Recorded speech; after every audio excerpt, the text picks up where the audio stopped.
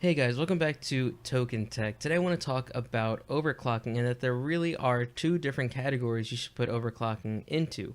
Now some of you might be thinking overclocking is just overclocking and you should just push your components as fast and as hard as they can go and get the most performance out of them. And I'm here to tell you that really isn't the best practice. Alright, so you really want to make a distinction between a normal daily overclock and what would be considered a maximum overclock.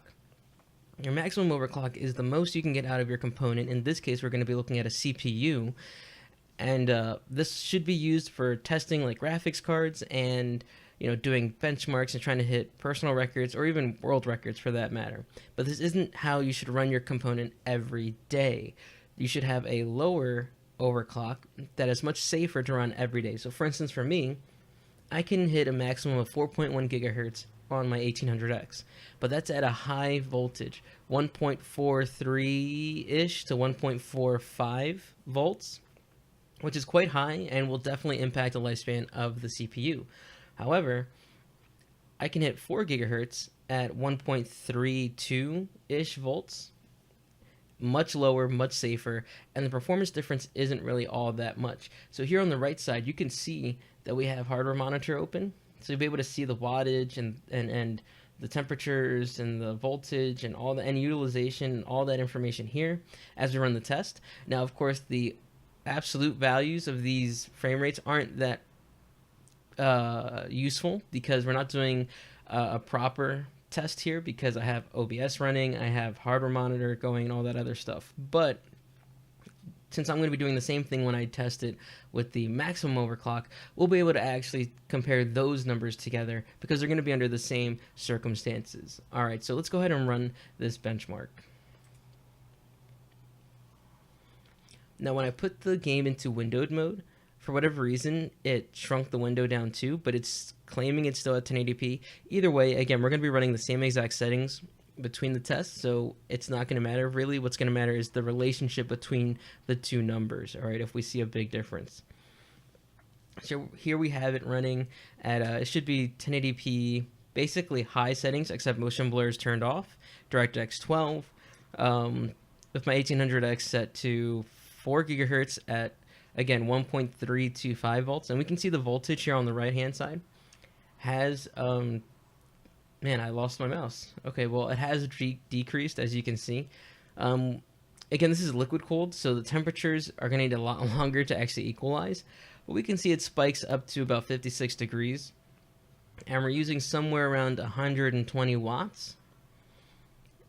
And shockingly enough, probably because we're using OBS at the same time, we are hitting around 100% usage on the CPU. So you see we're around 80 to 96, so close enough, 90-ish to 100% usage on the CPU, which is pretty good. That's what you want to see. You don't want to have the majority of your component, whatever it is, not being used. That's just a waste.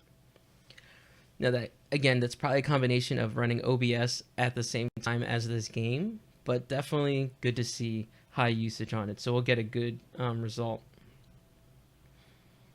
So it looks like we spiked up to 61 degrees Celsius.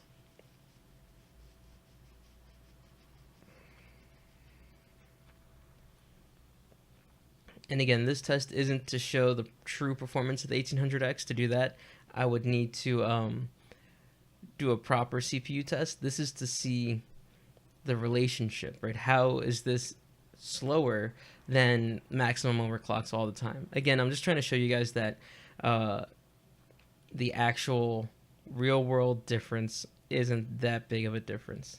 Yes, there will be one, but it's so small that it's not going to be worth actually running your CPU at such a high voltage. Now, this will apply to your graphics cards. This will apply to your CPUs if you're running Intel. It really is the same. You really want to think of it as having two separate overclocks, your maximum and what you'll run every day. This way, you don't have to worry about, oh my gosh, is this overclock going to kill my hardware? Is it going to kill my CPU or GPU? Am I going to get a shorter lifespan? Is this only going to last 2 years or 3 years or 5 years? Some people like to buy hardware and then don't upgrade for 5, 6, 10 years sometimes. So they want to make sure whatever they're getting can last that long. And of course, if you run your components with a maximum overclock 24/7, you're definitely not going to get the full lifespan out of it. So that just finished. Let's take a look at the results and we'll see what we got going on here.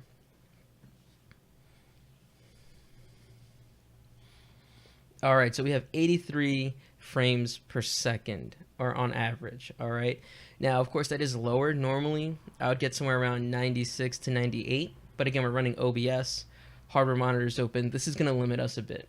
And if we go here, we can see about how much we were GPU bound. And as you can see, because we're running OBS and all that other stuff, we are only graphics card bound 5% of the time, which is probably better, so we can get a better look at how much of a difference running maximum overclock is going to make on this 1800X, right? To see does it create a noticeable and worthwhile benefit. So we would want to see this number for the GPU bound increase. All right, so give me 1 sec so I can adjust my settings, and I'll be right back. All right, guys, so we're back. I am now running the benchmark at 4.1 gigahertz with, as you can see, much higher voltage. And this is the lowest voltage I'm able to achieve to maintain stable clocks at 4.1 gigahertz. All right, I've tested this pretty thoroughly, and yeah, 1.431 is about where the lowest I can go, gonna be honest. And you know, this is gonna apply to any overclock. You always want to get the lowest voltage you can get with everything you do with your computer, because it's the voltage that typically kills components. So driving down that voltage is how you're gonna get a longer lifespan out of your componentry. All right, so we're seeing here, you know, probably a little bit higher FPS, because yeah, it is running at 1.4, and we're not going to be so limited by the CPU. I mean, sorry, not 1.4, running at 4.1, and we're not going to be as limited by the CPU as we were in the last test, but it's not going to make that large of a difference.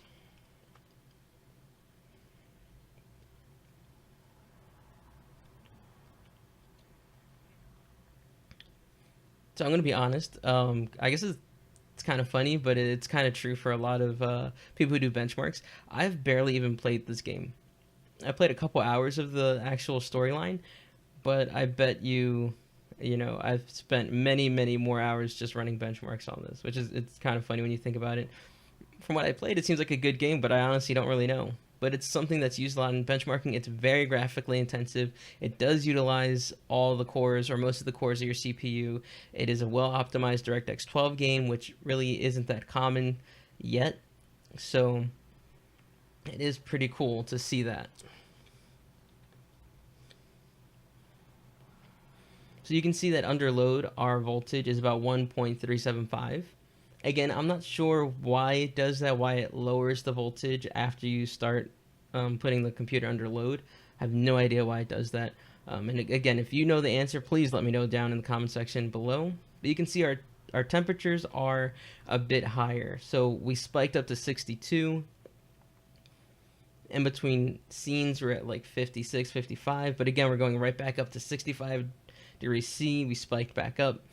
And again, this test isn't long enough to let the liquid in my loop really warm up, so we can't really, you know, get the final temperature, but we can see the difference in the spikes, right? It's spiking up much higher than it did on the 4 gigahertz overclock, meaning that it is running hotter, meaning that my fans will spin up faster, meaning that I'm going to have higher noise than I would if I did the other overclock. Our wattage is a bit higher in terms of power consumption, and we're still hitting the 90 to 100% usage on the CPU, and we're quite a bit higher on the voltage.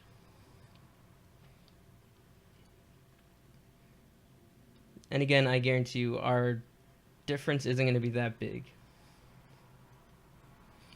And also remember, it's not just that we're going to see a difference in performance, but at what cost.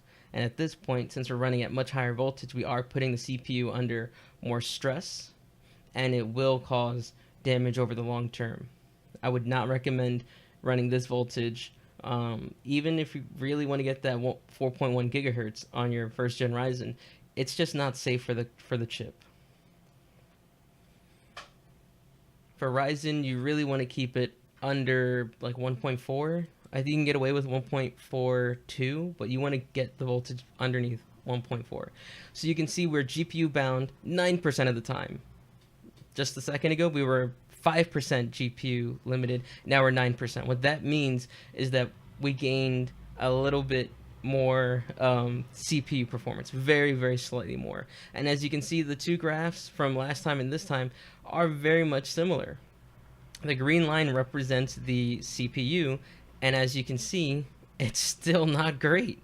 Again, we are running OBS in the background. We do have hardware monitor open. This is not a test of the 1800X. All I'm doing here is showing you the difference between 4 gigahertz and 4.1 gigahertz. It's not that big of a difference. Your power draw is much higher. Your heat output is much higher. The little long-term damage you're going to do, or the longevity of your CPU, is going to be shorter at this higher voltage. And overall, is it really worth it? We went from, remember, 83 average FPS to now 86 average FPS. We really didn't gain all that much FPS, but we're pulling a lot more power, creating a lot more heat, putting our CPU through a more intense workload for no real performance gain, no noticeable performance gain. It's really not going to make that big of a difference. So that's what I'm trying to show you guys, is that you don't need to run all the way to the maximum. You can do that for benchmarks, for bragging rights, for higher scores, for testing graphics cards. Definitely do that. But for your daily, for 90% of the time, you should be pulling it back a bit. Maybe 80% or 90% of your maximum overclock is where you should be. Again, for me, I can run 4 gigahertz at like I said, 1.325 volts, and then it'll drop a little bit lower.